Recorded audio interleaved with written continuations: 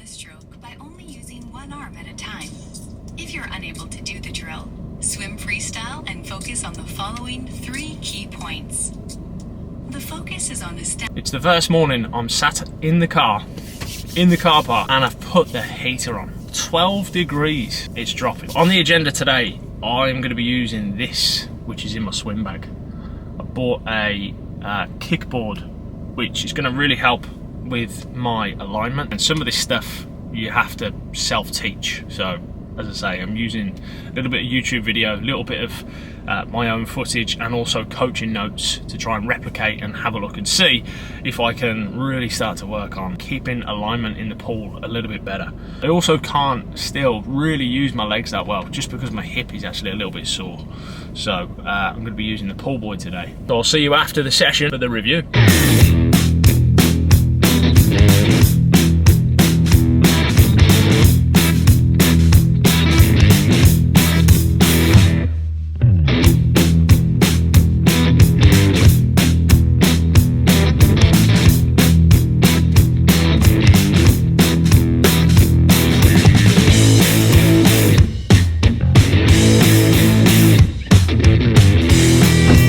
Session in the bag. Experimented with a straighter arm recovery, consciously trying to speed up my recovery arm. I think one thing that's happening is I'm spending too long with this arm above the water. I don't know, this is trial and error, but it felt good, felt all right with the toys, the hand paddles, the pool boy, and the kickboard a little bit, but it's really weird to get your balance. So I think with swimming, like anything, repetition.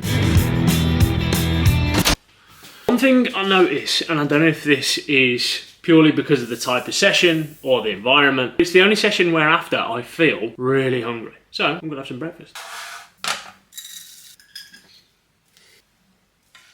Frozen banana. This just got serious. Also 4 boiled eggs. One of them's cracked. Not ideal. I've got coaching calls today, and I'm also putting together the training lab for the Performance Accelerator program. I run 2 programs. Number 1 is the Total Navigation System. That's for those who want to personally and professionally start to step into a higher level of excellence. The Performance Accelerator is for those looking to get in peak condition. I'm actually currently building the training lab for that right now, which is going to have video modules in it as it goes along, which is really, really cool, because all the masterclasses that I've held, all the guest speakers I've had in, all of it is going to be in one central hub, which is amazing. So I'm putting that together today. Marianne's actually in New York this week with her job. She's actually video called, so I'm going to call her back.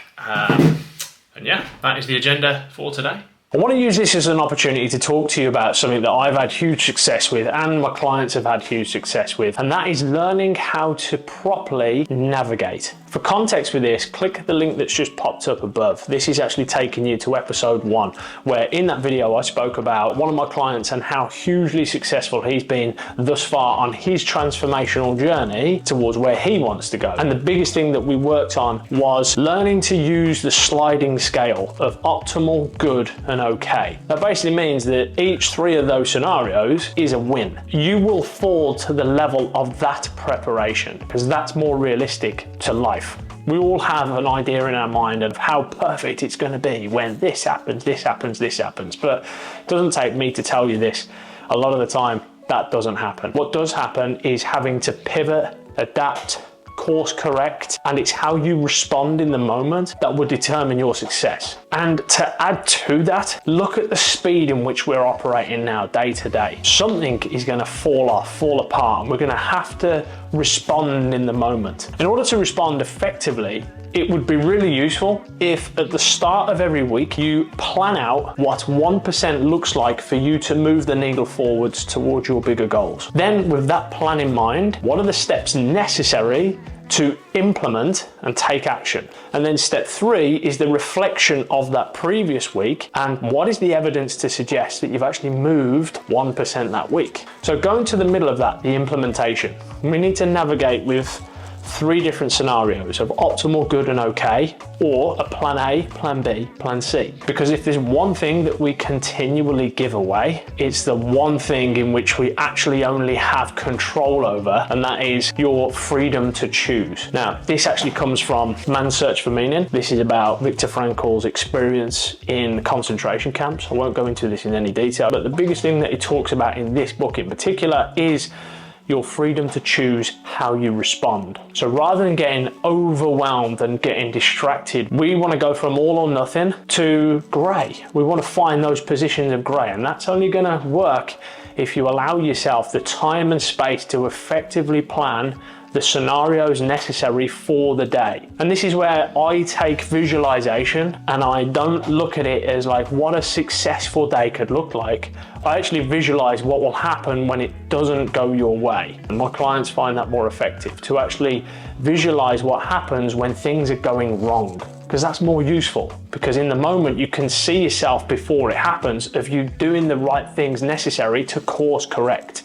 Because in the moment, if you haven't got that, we panic, we get frustrated, we get stressed, we get overwhelmed, we overwork, we stay too long, we take work home with us, we end up not going to the gym, our health then becomes a mess, and then all of a sudden we're overweight, we're out of shape, we're not fit, we've got no energy. Then quickly will escalate and you will get yourself into a mess. I'm aware that I've gave you the surface level, so if you do want a little bit more on that, drop me a comment below or reach out to me on social media and I'll be happy to help you out in your situation, and we can see how we can get you winning with those different scenarios. But with reps, with sets, with time, the more that you practice doing this, the more it will just become the norm. And then the more that you can just actually better navigate your stresses, your situations, your challenges, and that's what this is all about. So as I say, if you do want any more information on that, please just drop me a comment below, send me a message on social media, and I will reach out and I will be able to give you a little bit more guidance. Morning routines actually start the night before, which is why I spend time